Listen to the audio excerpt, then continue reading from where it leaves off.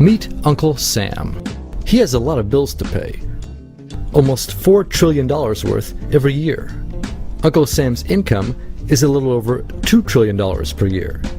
To make up the difference, the deficit, he does what most Americans do. He borrows money. When Uncle Sam takes out a loan, he calls it a bond. Bonds can be held by banks, investors, or even foreign governments. Uncle Sam has to promise to pay interest on these bonds, just as you do on any loan you take out. Ever think about paying your mortgage with your credit card? That's exactly what Uncle Sam does. He takes out new loans, new bonds, so that he can make payments on the old ones. All those loans, and especially all that interest, adds up. Right now, Uncle Sam owes about $14 trillion.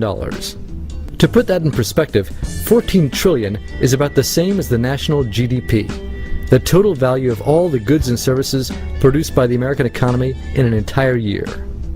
It's such a huge amount of money that Uncle Sam is starting to run out of people to borrow from, and he's having trouble just paying the interest on his loans. The obvious solution would be to either cut spending or increase taxes.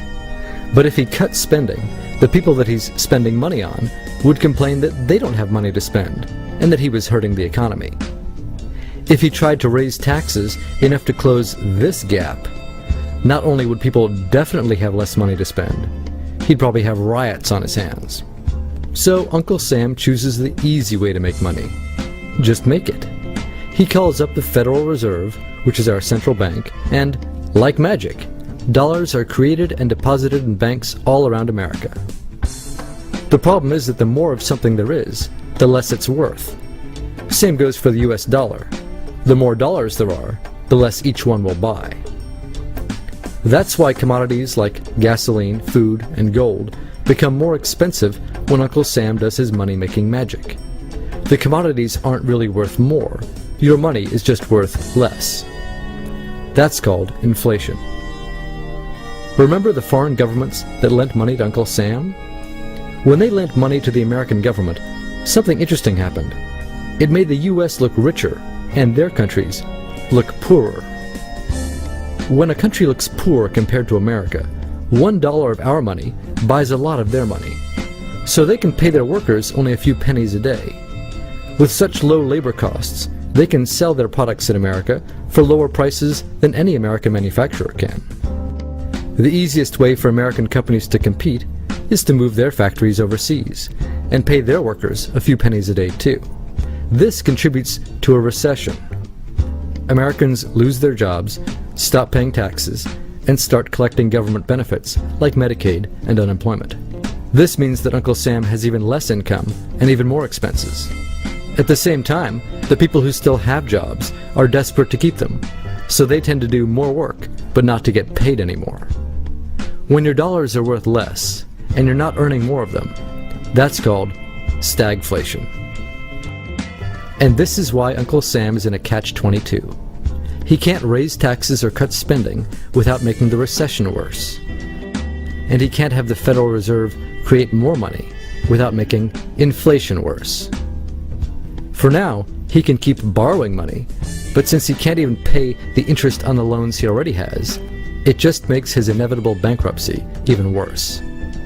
Whether it's in 2 months or 2 years, the day will come when Uncle Sam can no longer pay his bills.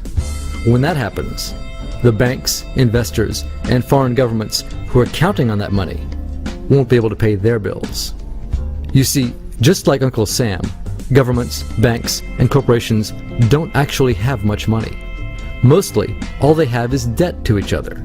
If one link in the debt chain stops paying, defaults, the whole thing falls apart.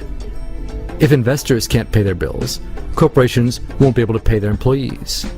If banks can't pay their bills, you won't be able to take out a loan, use a credit card, or even withdraw your savings.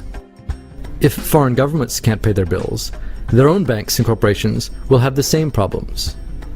That's called a global economic collapse.